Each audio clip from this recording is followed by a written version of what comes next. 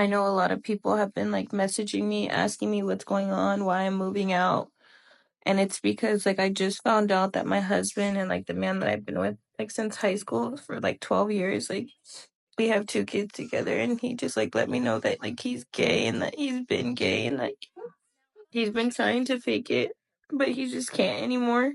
I'm feeling so many things. I'm confused, I'm angry, I'm sad, but I'm also happy that like he I'm happy that he could like finally live his life and that he doesn't have to like hide himself anymore, but I don't know, I'm just feeling so many things. Anyways, I just want to thank everyone for their kind messages and words of like affirmation, just because it has really helped me get through. Because like I've been with him since I was in high school, and so it's just like a lot, especially with 2 kids and like having to move out your whole life, like a whole life that you thought that you were gonna have, that is gone now. And it's also hard because it's like no one really understands, because no one has been through this situation. Like no one that I know has been through this situation.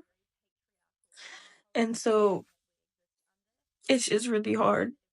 I just love him, and he keeps telling me how much he loves me and our kids, and like he never wanted to have to like leave, but that he just can't like pretend anymore.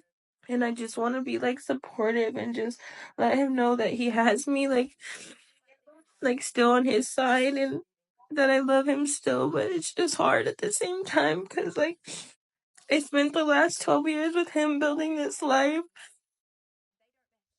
It's like just crazy that like your whole life can just change in like a day. The nights are like just so lonely, and I have like the 2 kids to take care of. And it's like I just miss him and I miss our family so much. Life really does come at you fast because one minute my boyfriend's meeting my parents and spending a day with his grandparents. And the next day we have like a mini communication breakdown and I don't hear from him. And it's been a week and my birthday's in 2 days. So needless to say, I'm fighting for my life over a man, nay, boy, and writing shit on Post-it notes like, you're worthy of love and you're not a worthless piece of garbage, and putting it on my bathroom mirror. I'm not doing well. I'm not doing. You're going to expire before the age of 25. By the age of 35, literally no man's going to want you. Let's talk about why this is the biggest load of BS. So my mutual Cecilia Regina, who I'm tagging below, they're doing a series this week on how when it comes to the wealthiest men in the world, older women are the prize. And I'd just like to add some more examples to this conversation. So one of the examples that Cecilia gave was Jeff Bezos, who's like arguably like the wealthiest man in the world, and his current fiance, Lauren Sanchez, who's 53, Dr. Moyo, who was 50 when she married her billionaire husband, Melody Hobson, who was 44 when she married her billionaire husband, George Lucas. So far, what do we have in common? Intelligence, drive, and success. I'd also like to add Amal Clooney, who was 36 years old when she married actor George Clooney. Serena Williams was 36 when she married her Reddit co-founder and billionaire husband, Alexis Ohanian. Now, if we're talking about the highest echelons of society, you want to get down to royalty? No further than Princess Angela of Liechtenstein. She literally married Prince Maximilian of Liechtenstein when she was 41 years old. 41, people! And she did not give birth to Prince Alphonse until she was 42 years old. She met Prince Maximilian at a party because she was in the right circles. She was a highly accomplished fashion designer. She went to Parsons, and she was in the right rooms. And even more famously, we have Meghan Markle, who was 36 when she married Prince Harry, and didn't have Prince Archie until she was 37. When it comes to success, a lot of these people didn't meet until their mid-30s at the earliest, once they started to reap the benefits of their years of work. All these women are highly accomplished, intelligent women who stand on their own. So when society is saying that women expire at a certain age, ask yourself, does society have it together? Is society doing so great?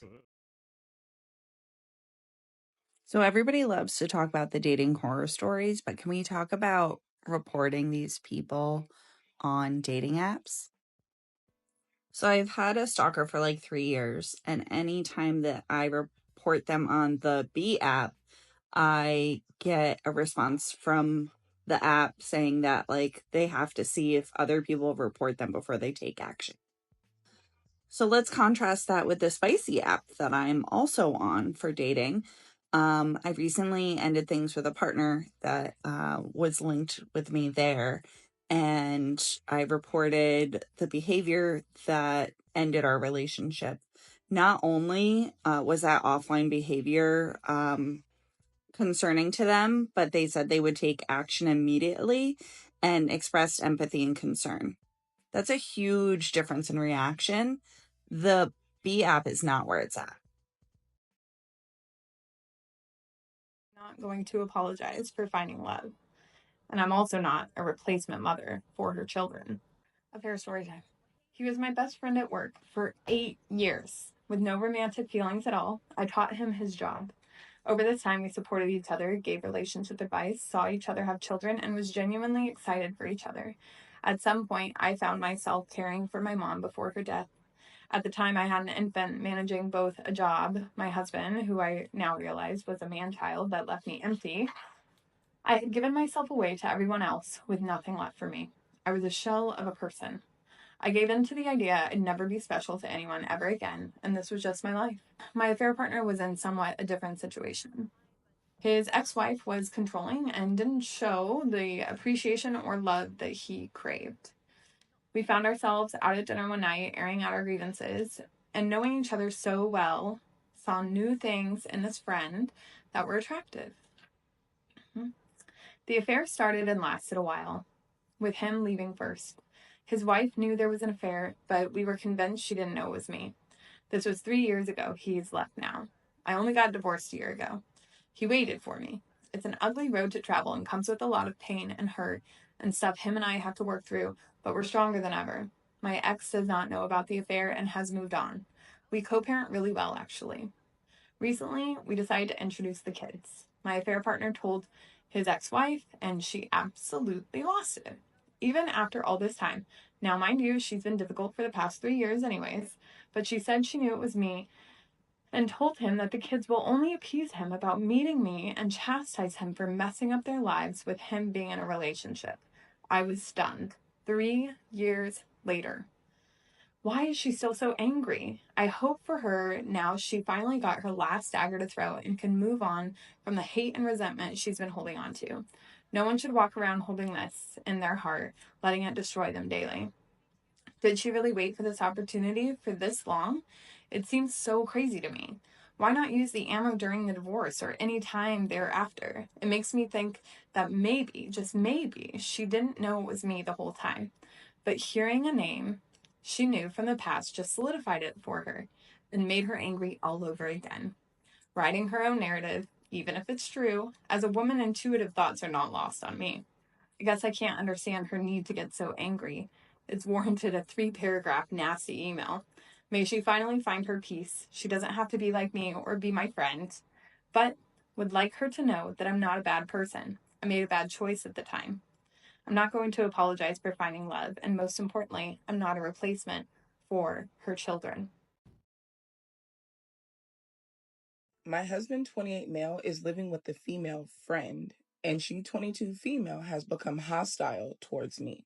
My husband and I have been married for 3 years, and our marriage is on the rocks.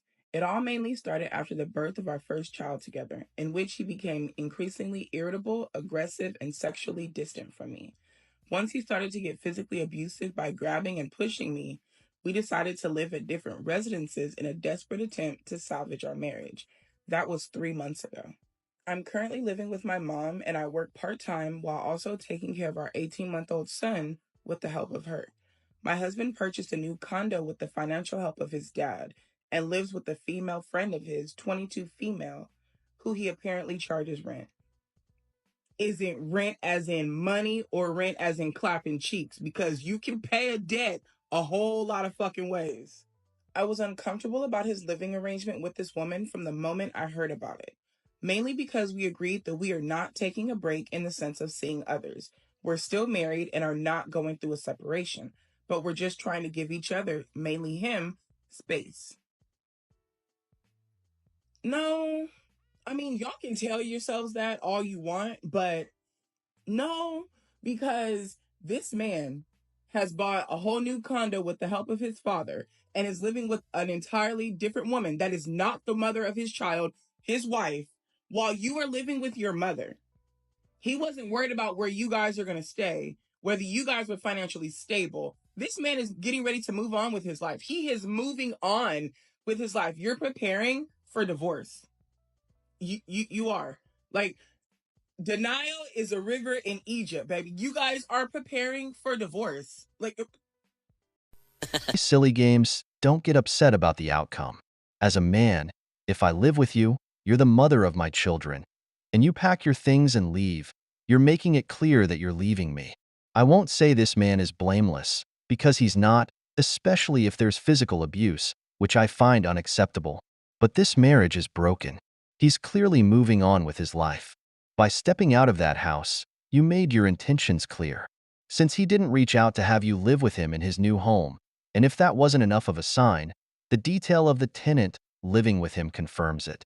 That rent likely isn't being paid with money alone, and you know it. Men quietly discard. If he's not prioritizing rebuilding his relationship with you or defending your place as the mother of his child, then the message is clear. He's paving the way for a divorce. girl, she's become very hostile towards me, which is strange because she's supposedly only his friend and basically a tenant of his. For example, I went to visit him with our son, and the whole time she was sitting near him, staring at me with hatred. Girl, if you don't take the fucking blinders off and stop pretending like you do not understand what's going on, because if I take my son to go see his daddy, what is this bitch sitting here for? You're dismissed. If we need some drinks or some snacks, we'll call you. Thank you for your time. Like, why? I didn't come and see you. What are you doing here? Goodbye. When I asked if he and I could talk privately, she said, no, this is our place. And of course, this made everything awkward, so I just left shortly after that. Why are you pretending that you don't know what's going on? And the fact that this motherfucker didn't say nothing to her for saying something to you, like, come on, man. That is his girlfriend, and she wants to make sure you understand that you're not welcome there. And yo, dumbass, I just don't understand why she's so hostile towards me. Because you have the one thing that she wants. One, his son. Two, his last name. Of course she's going to be hostile towards you. You have what she... Come on, man. Girl, I'm gonna start charging you motherfuckers for my advice, because the way I would be a millionaire over fucking night. Stop pretending like you don't know what's going on. Open your eyes, baby girl. I don't know why she would act so hostile towards me if she was just a friend or tenant of his. My husband didn't seem bothered by her rudeness towards me either. At one point, I thought I saw him smirk. I don't know if I should be concerned that he and her have become more than friends, especially since my husband told me through text that him and I are still exclusive to each other. Girl, what is the best way to continue with this awkward situation? End it. That's the best way to continue on with this awkward situation. End it. I really wish that I knew you in person so I can invite you over and yell at you in your face and yell at you until I make you cry, until you understand that your husband is doing this shit on purpose. I thought I saw him smirk. Bitch, you saw him smirk. Your husband is evil. He's doing this to hurt you on purpose. Instead of just ending the marriage, he wants to string you along. You and I are together. Don't worry about any of that. But I'm also not going to defend you when some bitch gets disrespectful towards you. Come on, man. Like, you deserve so much better. I need you to open your eyes and look the hell around and see things for what the fuck they are and not what you want them to be. I want the world to know how women have to deal with creepy fucking guys everywhere we go at all times. And not only that, men never say anything when they're around. First off, I am not condoning the creepy, inappropriate behavior from men towards women.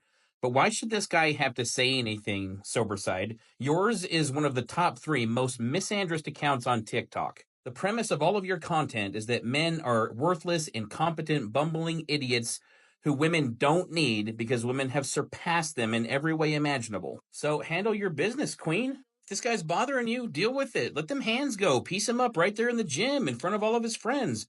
After all, you're superior to men. Why would you call upon someone less competent than you to handle a situation like this? Obviously, I'm being sarcastic, and I am in no way saying that women deserve to be victimized because they hate men. Men, if you're one of these creeps, stop it. If you're not one of these creeps, but you see a woman who needs your help, then step in. It's just very ironic and comical to me for a creator who has declared that men aren't necessary and for us to just move out of the way so women can take over, but then bemoan their absence when she realizes she actually needs one. As a liberal woman, it is really hard to find a man who is willing to play the more traditional masculine role in the relationship in today's day and age. Who is not a conservative? A man who wants to pay on the first date, who wants to open your door, who has that want and desire to take care of you and to provide. Who is not a conservative? And obviously, as a liberal woman, I do want to be respected for my independence. And I do want to have my own autonomy in the relationship and not be confined or conform to the traditional female homemaker, childbearing role. And most of the men that I've dated who do have that more natural provider masculinity about them are normally conservative. So I don't really know what to do because I don't want to compromise my morals and values just to find a man. But am I asking to have my cake and eat it too? Yes, you are. Feminism is so much fun until it's time to be a feminist.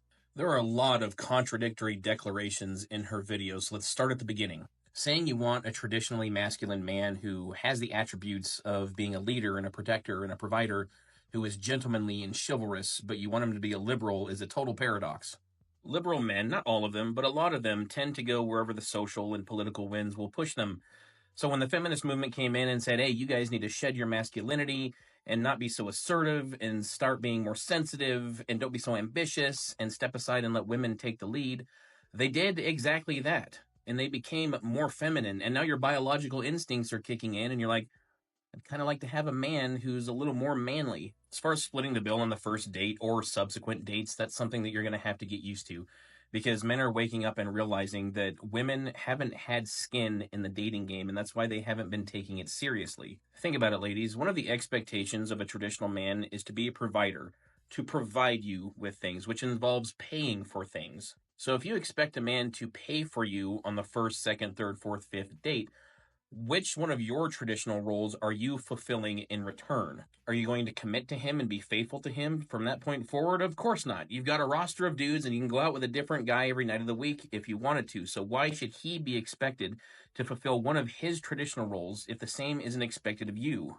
Splitting the cost of dates ensures that the woman is at least to some extent invested in the dating process and is therefore a little more likely to take it seriously. Lastly, what does it mean to be an independent woman? Because I heard this woman say, I want to maintain my independence and autonomy, but I also want a man to come in and take care of me, provide for me, and protect me. But I also don't want to take on the traditional feminine roles of being a homemaker and bearing children. So what are you bringing to the relationship? What it means is that women like this want the benefits of a relationship, but none of the responsibilities. They want a traditional man, but don't want to be beholden to the expectations of faithfulness, supportiveness, submissiveness, and respect. You know what I wish more people knew? That the 1950s housewife, like June Cleaver, a lot of people think is traditional values. That was not tradition. That was an organized PR campaign to get women to stay in the kitchen. When men came back from World War II, women were forced to leave the workforce. Ad agencies and pop culture really glamorized the housewife. Domesticity is so cute. And women were continually sold more products and lifestyles that really emphasized their place. And then the post-war economy really boomed, and so did the suburbs. Middle-class families started to move into single-family homes, and men became the breadwinners. Then pop psychologists started to talk about, women are the caretakers and the nurturers, and it's tied to our biology. So either she's going to be really good at taking care of the home and your children, or it is her personal failing. And then even educational institutions started to promote degrees in homemaking, if women got higher degrees at all. And this is all to prepare women for marriage instead of the workforce. You can even see that publications like women's magazines went from writing about adventure stories to romance tales where women just find their knight in shining armor. And that wraps up today's episode of Manosphere Daily. If you enjoyed the content, give it a like. Be sure to subscribe and hit the notification bell so you're notified as soon as a new video is out. Share your thoughts in the comments below. See you all tomorrow.